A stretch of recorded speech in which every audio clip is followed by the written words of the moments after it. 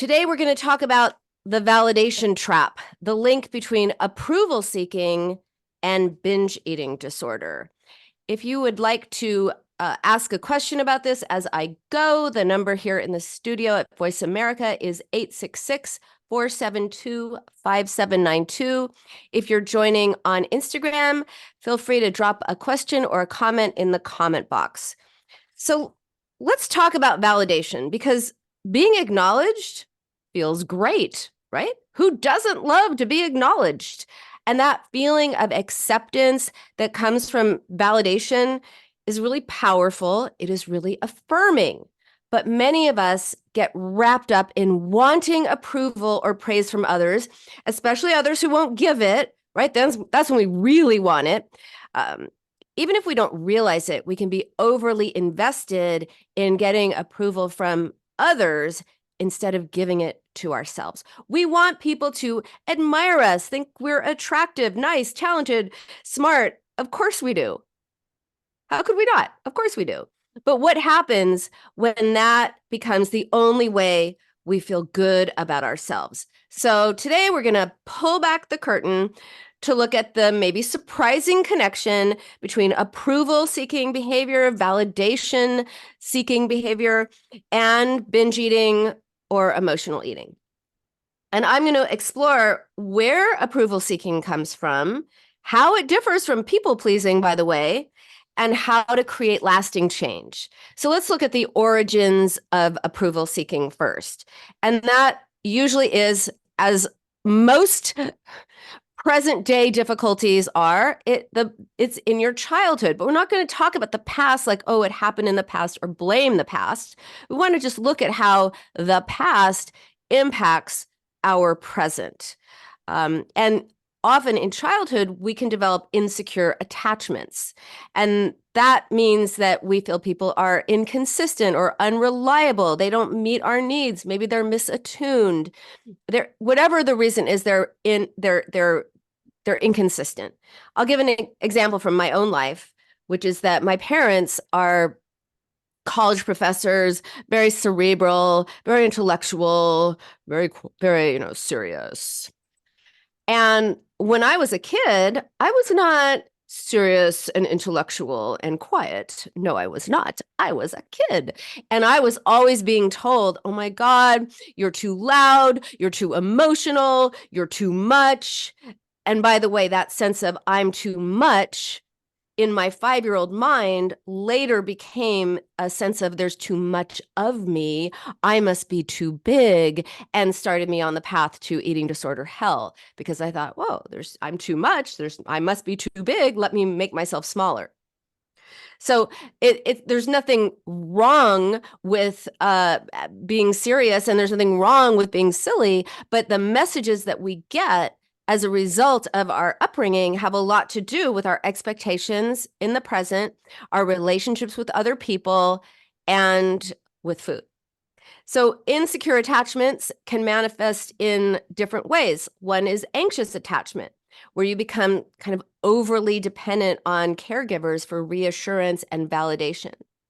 And avoidant attachment is where you suppress your needs, you suppress your emotions. You're fine, right? Everything, oh, you're good. You don't have needs. That would make you needy. And it's to avoid rejection or disappointment. So children with anxious attachments become adults who often seek external validation. We didn't get what we needed as children, so we don't outgrow that need. Time does not heal all. We just bring it into our present. And when kids get that message, they learn that their worthiness that is based on other people telling them they're worthy, based on other people telling them they're good enough. And so it's conditional. Love and acceptance feels conditional, based on behavior, based on achievements. And so people who, and many of us have, grew up like this, feeling like you've got to earn affection by people-pleasing other people, which leads to a pattern of people-pleasing and approval-seeking.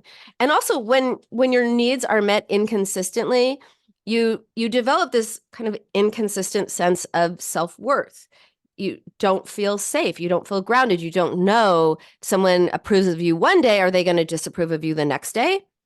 So it becomes very scary to be in the world. And in the absence of consistency, consistent, unconditional, positive feedback, positive regard, love, attention, you learn to get positive attention and approval from other people. And another sign of vulnerability to this kind of behavior is vulnerability to criticism, right? That is a common trait among people who are approval seeking and people pleasing. And this comes from a really deep-seated fear of rejection or disapproval. And that in turn comes from experiences early in life, usually, where love and acceptance were given inconsistently or were contingent on meeting certain expectations. I remember being in college and I had a couple of friends whose parents were paying for college based on them having a certain major. I remember one person who really wanted to be an actor, really wanted to major in theater, but was majoring in biology because that was the only way their parents would pay for it. So when someone else, same thing, like they had to be pre-law, they had to major in poli-sci, otherwise their parents would not pay for college, but they really wanted to study, like, I don't know, marine biology, something like that. So when you get these messages of you've got to be a certain way to get approval, it affects you. It affects you deeply.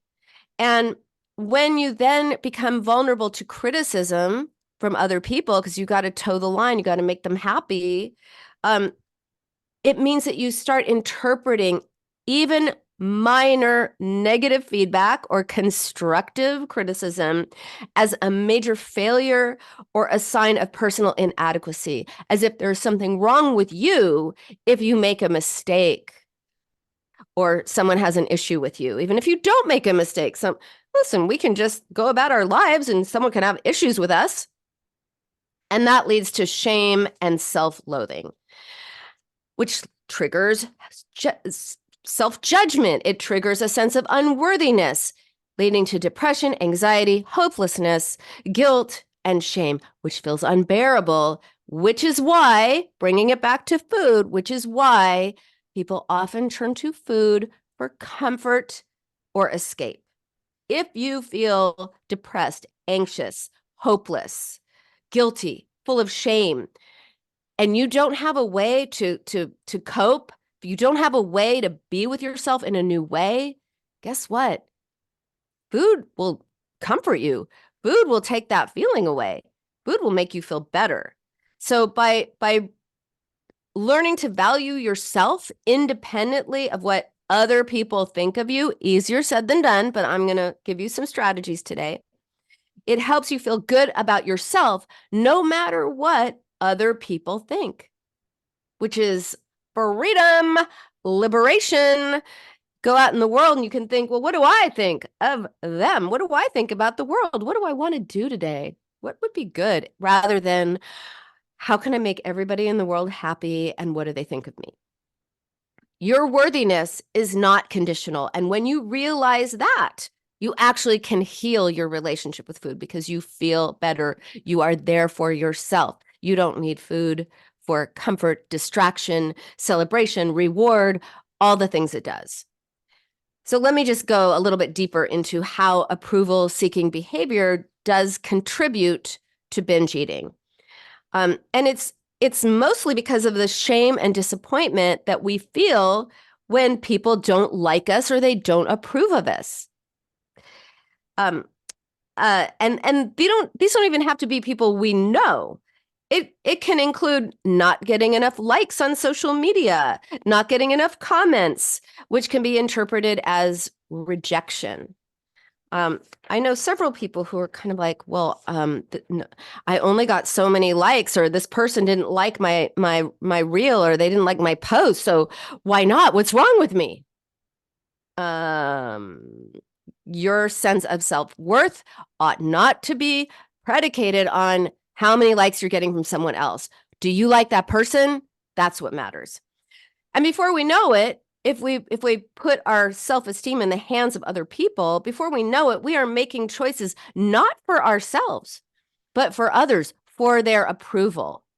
We change ourselves because we think, oh, I need to fit in better. Oh, I need to be less like myself and more like what other people want me to be.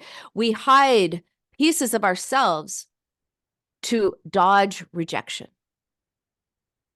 And lack of praise, especially growing up, leads to self-criticism, feelings of inadequacy, prompting binge eating as an emotional escape, as a response, right? When we're in that binge zone, we're not feeling inadequate. We're not feeling sad. We're not feeling depressed. We're not feeling hopeless. We're not feeling shame. We just are in the zone. It is a way of shutting off our minds.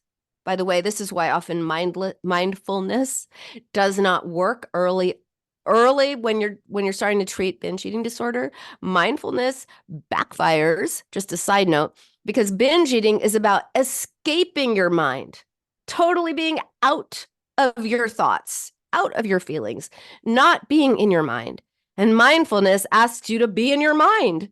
But what happens when you have thoughts in your mind that you don't want to have? All right, I'm going to do a show on that another time.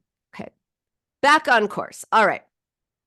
So binge eating is a frenemy. It does something for you, even though it's also an enemy to your body, to your sense of self-worth, to your spirit. But it does provide that temporary relief.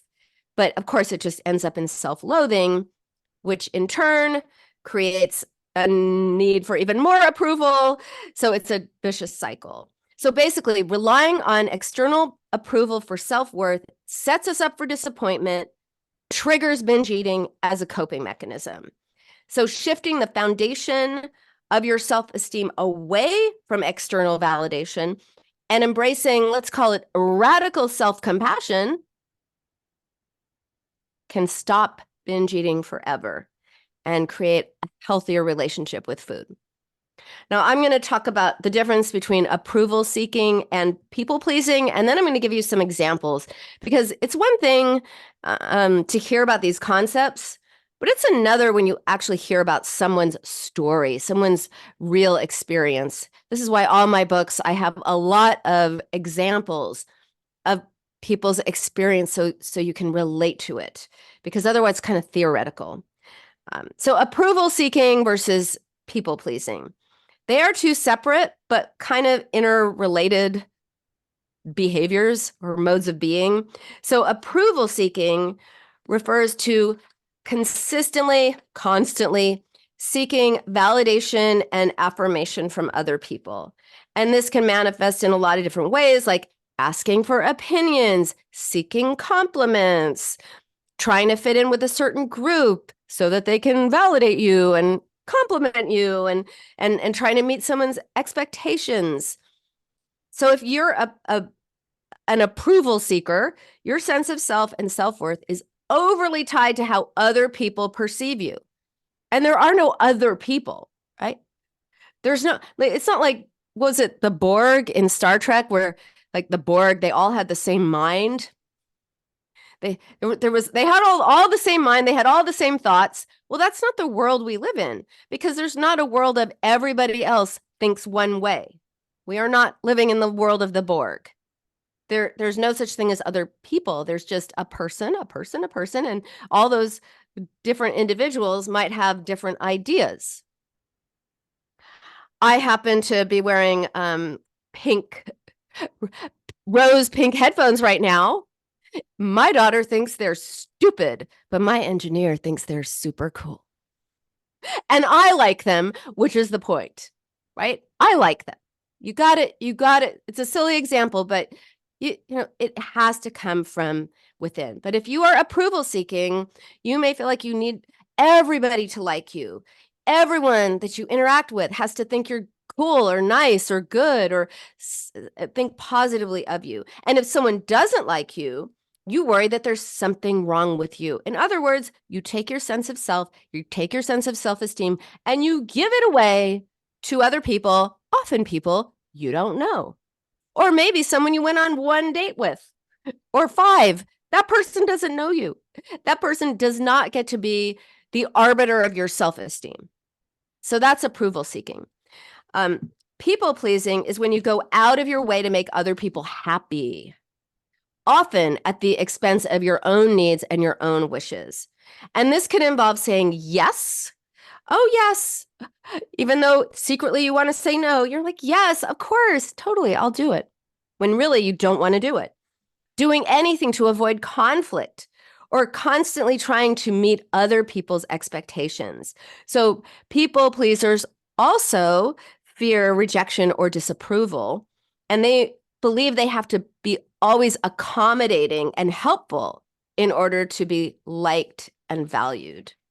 So while both of these behaviors, approval seeking and people pleasing, involve a wish for acceptance and validation, the focus is different. So approval seeking is more about seeking validation and affirmation from other people, but people pleasing is more about avoiding conflict and trying to make everybody else happy. And both are not good. Both can be harmful, and they can lead to anxiety, depression, and low self-worth. Because in both cases, what other people think and how other people feel are more important than you, what you think, what you feel. And I'm here to tell you, what you think and what you feel matters deeply. And in the context of binge eating disorder, both the constant need for approval and the fear of rejection leads to binge eating as a way of coping. So by understanding these two behaviors and the underlying causes of them, you can stop. You can stop seeking approval. You really can. You can stop people pleasing. And you can develop healthy ways of coping. And when that happens, you don't use food. By the way, if you're an approval seeker or a people pleaser, that involves people, obviously. And people can be unavailable, unreliable, unpredictable, whereas food is available, reliable, and predictable. So sometimes we feel safer with food than we do with people, if that makes sense. And if you're here with me on Instagram, let me know how this resonates with you. Which of these resonates most? People pleasing, approval seeking? What do you think? All right, so now I'm going to give you a couple of stories, examples of people I have changed their names. These are not their real names. Because again, it helps to hear about real people and what they've been through so that you can know also there is hope. No matter how bad it is, binge eating, approval seeking, whatever it is, you can change. So this is Julia's story, and she was approval seeking. So let me tell you about Julia.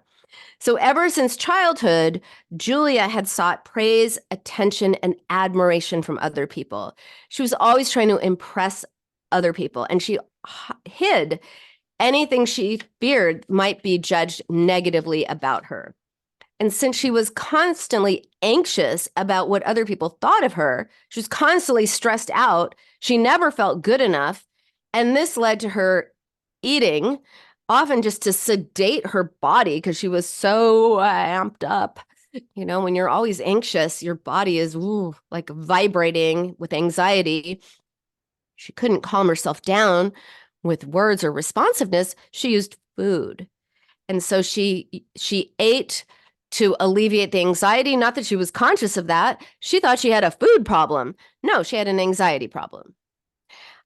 She had a approval-seeking problem is what it really was. So she would eat just to kind of sedate herself and to comfort herself when she felt bad about herself, which was anytime people were not giving her approval. And after a big work presentation that she felt went really poorly, her brutally critical self-talk, her brutally just mean self-critical voice kicked in. And this is what she said to herself. She said, I am such an idiot. I can't communicate right. Now my team thinks I'm incompetent. My boss will never promote me. I mean, just then she went into the future, this horrible future where she would never get anywhere in her life, and etc. So she just felt crushed, absolutely crushed. She considered this failure, and that led to shame. Shame is when you feel bad about yourself. Guilt is, oh, I feel bad. I should have, maybe I could have done that presentation better. Feel bad that I didn't do a better job, right? That's guilt. Shame is, I feel bad about myself because I didn't do a good job. What's wrong with me? That's shame. And so she binged on ice cream that night because, as she put it, she couldn't deal with her feelings. That she was so mortified by what she considered this bad presentation. Now, some history about Julia. Her parents were especially affectionate when she performed well, like when she got an A on a report card or when she was accepted in a really good college and other achievements. That's when they were the most superlative in their acknowledgement of her. So for her, love and being good enough depended on her being productive and achieving a lot. And the bar was always rising. Right? It wasn't like, oh, I achieved that. All good. Now I feel good about myself. No, it was, okay, I achieved that. What's next? What's next? Nothing was ever good enough. So she had to be productive. She had to achieve a lot over and over and over. And whenever she struggled, she just told herself she needed to work harder. She needed to do better. And she all but ignored her emotional life, just as her accomplishments had been acknowledged in her family of high achievers, but not how she felt.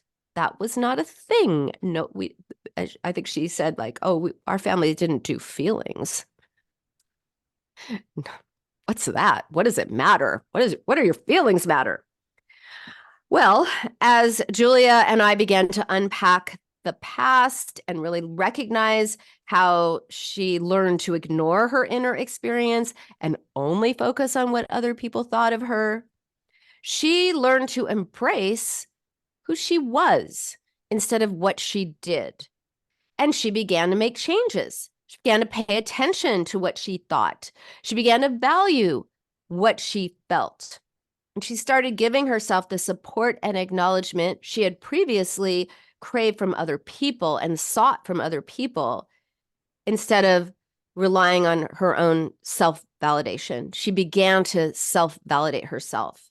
And the more she cultivated that self-compassion, the more she acknowledged herself, not just what she did, but how she felt, what she thought, her whole inner world, the less she binged. So that is Julia's story. And you can see that you really have to change not your relationship with food, your relationship with yourself. That's what changes your relationship with food. Lots of people say, oh, well, when I lose weight and stop binging, or when I stop binging and lose weight, I'll be happy. Well, my answer to that is no. When you are happy, you will stop binging and lose weight. That's how it works. It's backwards. Binge eating is not really about food. Binge eating is a way of coping. All right, so that's Julia's story. Now here's Claire's story. And this is a story of people pleasing. So remember Julia Roberts' character in Runaway Bride? For those of you who saw the movie, I'm dating myself somewhat, but loved Runaway Bride. So if you never saw the movie, Julia Roberts' character didn't know what kind of eggs she liked or what she liked to do because she always adjusted her interests and behaviors to match those of the people she was engaged to. And she lost herself in the process.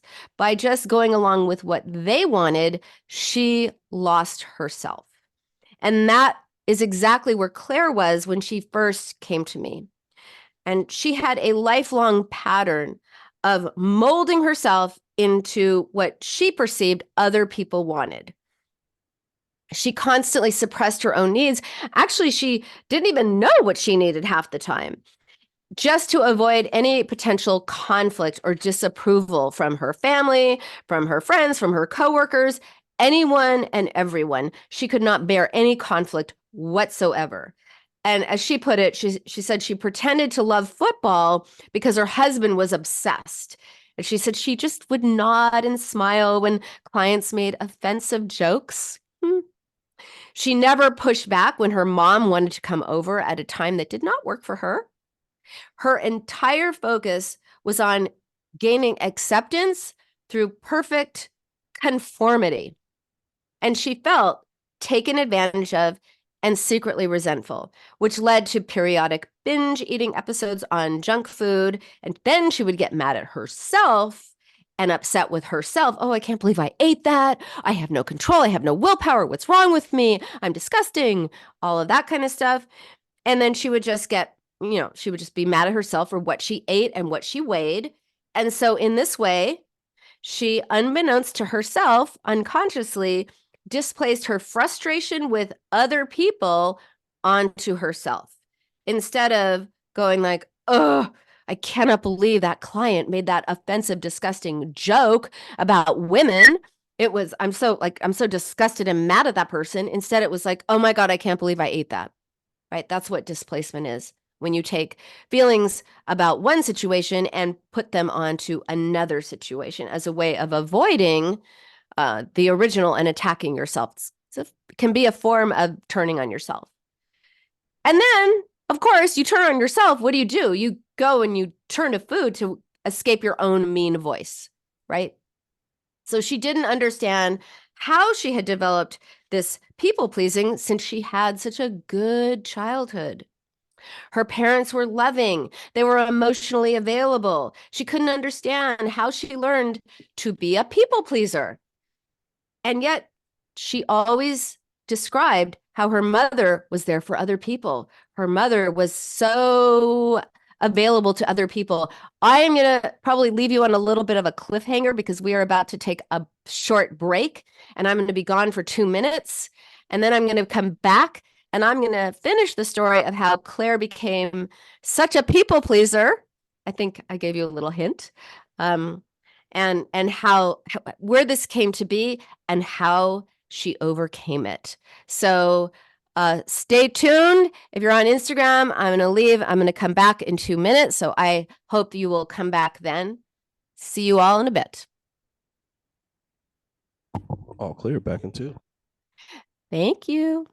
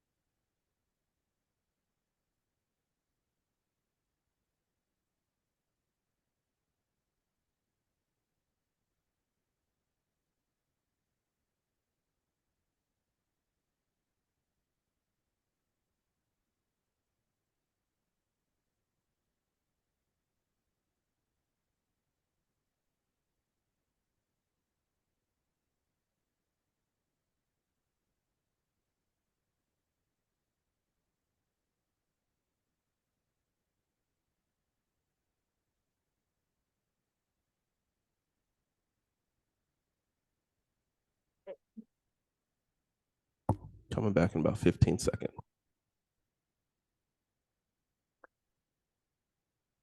Hey, Jordan. Yeah. I got a thing that says Aaron will be unavailable for the rest of the today. Yeah, he said that he had a missed call from you. Oh, I just was making sure that he knew that I was doing my show today. All right. Because last All week he thought, anyway, it's a whole thing. Never mind. right. We're coming back. I'm gonna go ahead and send you the feed. All right. Okay.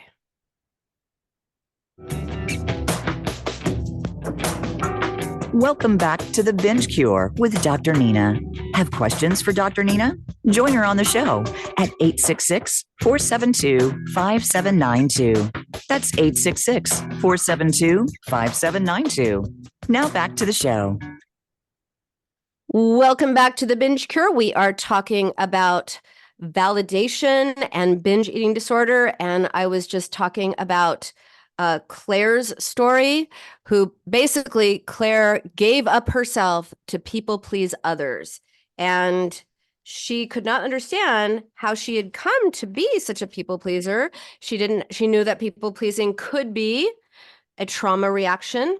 And she could not understand why she was always giving herself up to take care of other people when she'd had such a great family life. And I mean, literally, when I tell you she was giving up herself, she would have plans. And then if a friend needed help with something, she would change her plans to be there for her friends at her own expense. And of course, she would be resentful, but she couldn't allow herself to be resentful because she wanted to be a nice person, a nice friend. And so what did she do? She would take that anger out on herself by binging and then getting mad at herself rather than feel resentful towards people who were maybe taking advantage of her, which she allowed. Yes. Okay. So she did not understand where this came from, but she also described how her mother had always been there for other people. She took care of the family. She was a stay-at-home mom, and she also took care of her friends. She recalled her mom doing the same thing that she was doing, breaking plans so that she could show up for a friend, on and on and on. So this was modeled for her. This was modeled for Claire, and she internalized this model of self-sacrifice and turned it into people-pleasing. So what did Claire do? She began taking very small risks and started choosing authenticity over people pleasing. So what do I mean by very small risks? Instead of saying, yeah, oh, I don't care what restaurant we go to, wherever you want to go, I'm fine with that. She started saying, well, I'd prefer to go to this place. For her, that was huge. For her to just say, I'd rather not have Indian, I'd rather go to Italian or, Moroccan or whatever it was. It was a really big deal for her to assert what she wanted, instead of taking the what was the easy way for her, which is just going wherever anyone else wanted to go. And as she felt safer in her relationships, because she was afraid that if she said no to anybody, she was very afraid that people would get mad at her, that they wouldn't like her. And she was able to challenge this by slowly making small decisions and speaking up for herself and saying, no, I'd rather do this, or no, I don't want to see that horror movie. Let's go to the rom-com instead. And nobody said, oh my God, I don't want to be around you. How dare you assert your opinion? People were like, okay, right? And so she felt safer in her relationships, and she learned to support herself and reassure herself and make herself a priority too. And when that happens, she stopped binging because she learned to fill herself with kindness and to fill herself with compassion and understanding and to matter. And to matter, like, it's just so simple, right? When you matter too, it's easier to assert yourself. And then you can feel good. You can, like she did, fill yourself with kindness and self-compassion instead of with food.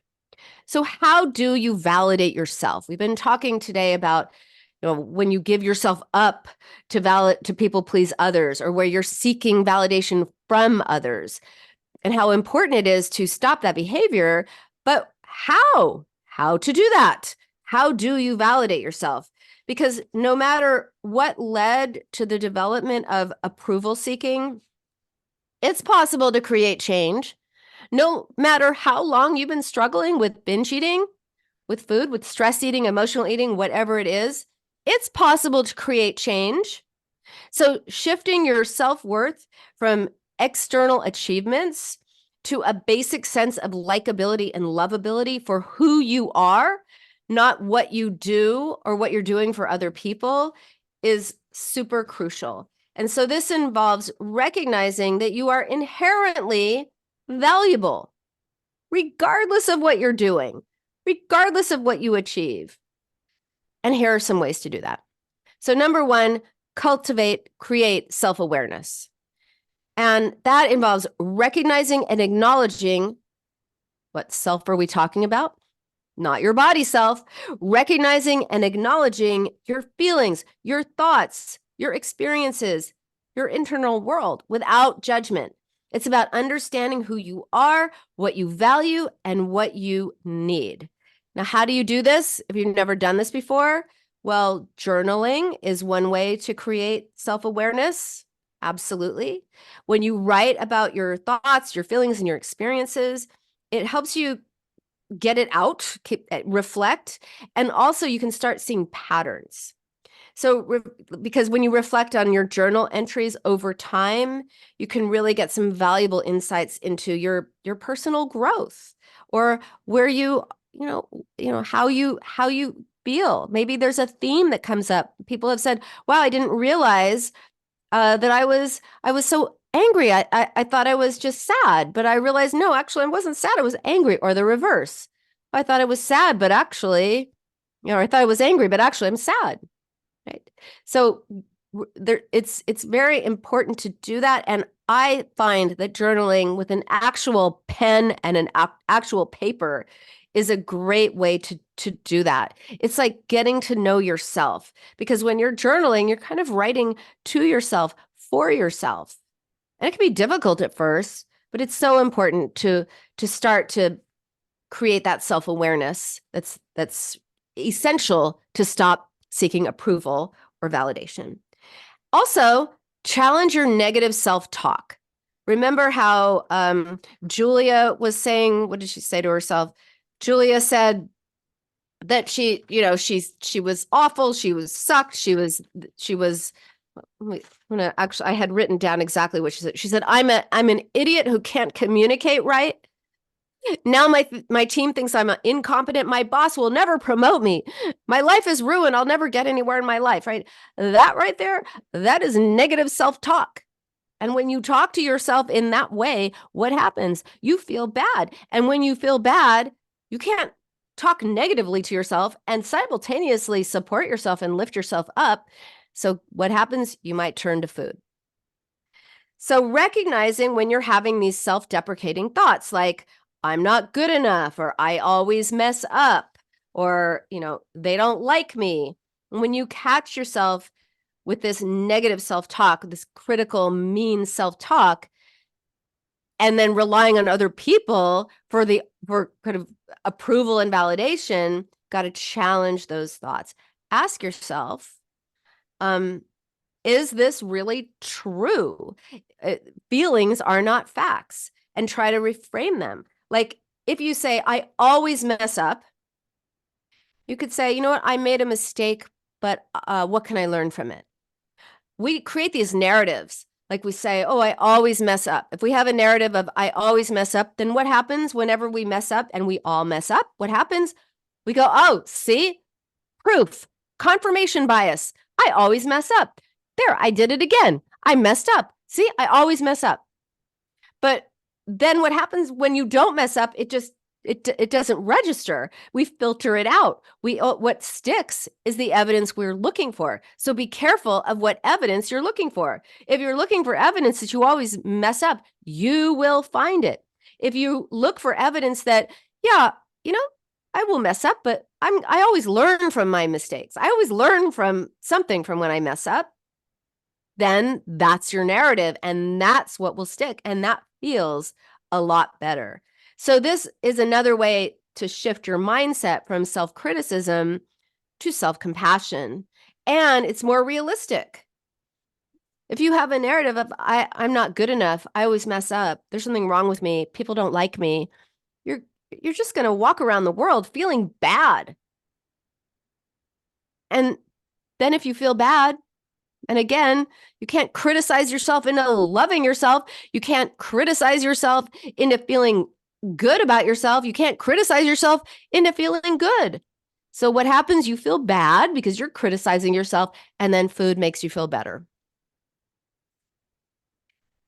All right. So create self-awareness, challenge that negative self-talk, set personal goals, and celebrate achievements. I know we've been talking about, not focusing so much on achievements, but also focusing on yourself and who you are.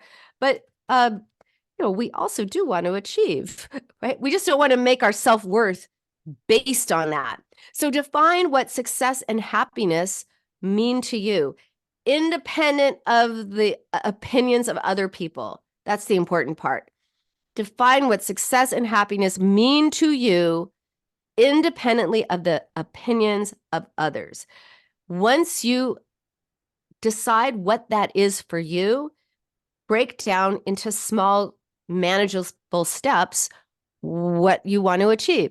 So if you want to, if it's going to make you really happy to, I'm just trying to think of an idea, play softball on the weekends, but you have never actually played softball since you were in 7th grade, then what do? Maybe you just research softball leagues, or, and that's enough. Maybe you go and watch a game, and that's enough.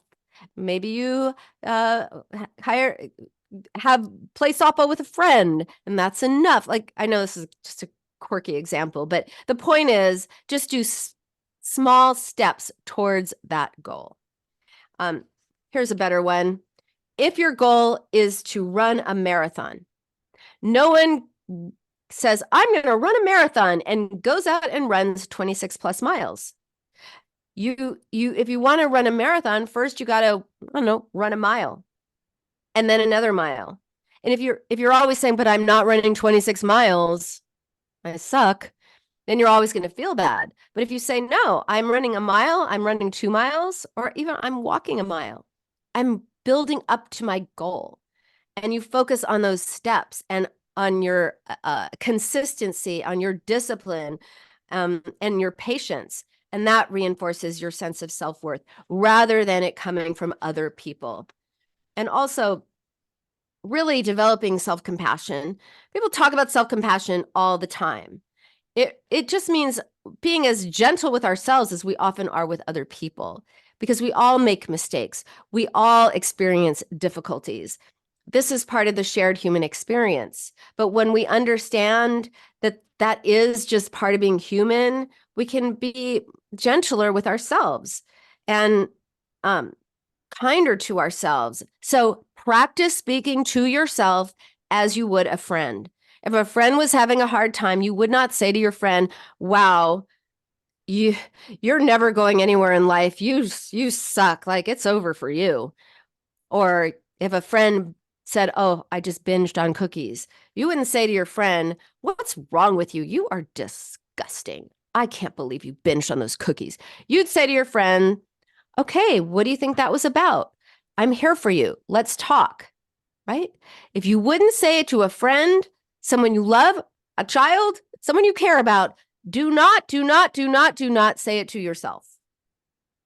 So self-compassion also creates more emotional resilience, and it reduces the need for other people to give you validation. If you're validating yourself and saying, yeah, I'm going through something and I'm going to nurture myself through it, you don't need other people to do that. If you say to yourself, wow, I feel really proud that I walked a mile as I trained for that marathon, you don't need other people to say, oh, you did that. Good for you. It's nice. It's icing on the proverbial cake. Forgive the food analogy, but you don't depend on it. And cultivate your interests and your talents. When you spend time doing the things you love and developing your interests, when you're doing things that you enjoy, that makes you feel good, and that makes you feel good about yourself. That reinforces your sense of self-worth. So focusing on the things that you love to do is a way of shifting focus from seeking approval to enjoying yourself, enjoying your life. And when you feel satisfied and happy when you're doing fun things, guess what? You are less likely to rely on food for fun. That's right. Often we don't have enough fun in our lives. We don't have enough me time, especially if you're people pleasing and validation seeking, approval seeking, right? You're not having enough fun. Food becomes fun. Food becomes a break from your mind. So have more fun. You'll be less reliant on food. Also, another way to validate yourself is to reflect on your values. Really understand and affirm your values. And that's up to you. Maybe it's honesty or integrity, compassion, intelligence. Well, I guess intelligence isn't a value, it's a quality, but other principles that really guide you. Consider what you prioritize in life. What do you admire in other people? What do you believe makes someone a good person? What makes a good and meaningful life for you? That means different things to different people. What does it mean to you? What are your values? So living in alignment with your core values naturally enhances your self-esteem and reduces the need for other people to give you that pat on the back. When you're like, yeah, I am living in alignment. I feel good about my choices in life. Then you don't need other people to go like, oh, good choice in life. They might say that. They might say, I don't agree with that. And if they do, they'll be like, okay, well, different strokes. This is what I like. And that said, get appropriate validation from others. Obviously, we all need validation to some extent, but we still want to get feedback from other people. Of course we do, right? It's just not being reliant on it to feel good about ourselves. So here are a couple of ways to do it. One is to seek feedback constructively. It's important to validate ourselves, but constructive feedback can also be helpful. So do it. Check in with other people on what they may think or what their ideas are, not because you're making them right and not because they've got the keys to your self-esteem and self-worth, but as an opportunity for growth. Feedback is not a personal attack. It is a tool for growth and improvement. It's about your behavior or your work. It is not about who you are as a person. And when you start to internalize that, it's easier to accept feedback that might not be so complimentary, constructive feedback. You can view it as constructive instead of as an attack on you or pointing out that there's something wrong with you. And then you can really benefit from it. Also, really build a support network. When we surround ourselves with people who support and encourage us, then we feel better, right? We don't feel so alone. We get encouragement. But not instead of our own sense of approval, in addition to it. And that feels good. We need both. We need to be able to say, hey, I feel really good about what I did. And yeah, it also feels really good that you think that I did a great job. And if you didn't think I did a great job, then that's not going to change the way I feel, right? It's being able to balance those two. And too often we give other people too much credit. We just say, oh, here's my self-esteem. Please do with it what you wish. That's not healthy. We don't want that. Let's be able to balance it. And last, I would say it's important to get, at times, professional guidance from a therapist, especially if deep-seated issues from your past make it hard for you to cultivate that self-validation, because professional guidance can give you the tools, give you the strategies, give you the relationship often that helps you feel good about you. So to summarize, to shift from validation seeking to self-validating, affirm that your worth is not contingent on external validation or achievements. You are a human being, not a human doing, said the Dalai Lama. And it's really important to heal from any childhood trauma or unmet needs that are affecting you now, right? It's not about what happened in the past. It's about how the past is affecting you now.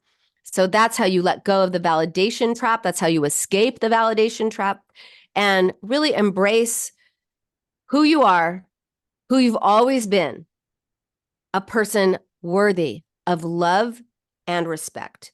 And when you show up for yourself and take care of yourself in a profound way, binging becomes a thing of the past. And let me just close with this Marianne Williamson quote that I love. Marianne Williamson says, "Love yourself no matter what. Your worth is inherent and not defined by other people." Your worth is inherent and not defined by other people. So that is it. That is our show for today. Thank you so much for joining me here on the Binge Cure with Dr. Nina on Voice America and live streaming on Instagram. I am here every Thursday at noon Pacific, and you can listen later on all podcast channels. And for a deeper dive into this topic and many, many more, please check out my book, The Binge Cure, 7 Steps to Outsmart Emotional Eating. I also talked about the importance of journaling. This is an incredible guided journal accompaniment to The Binge Cure, The Binge Cure Journal, which is many, many, many pages of, it's basically a workbook, and it helps you deep dive into you and heal the roots of the past so that you can truly find liberation from emotional eating, take control of your life, and feel good in your body. I'll see you next week. All clear. Great show. Thank you. See you in 2 weeks. All right. Enjoy your trip. Thanks, Jordan. Bye. Bye bye.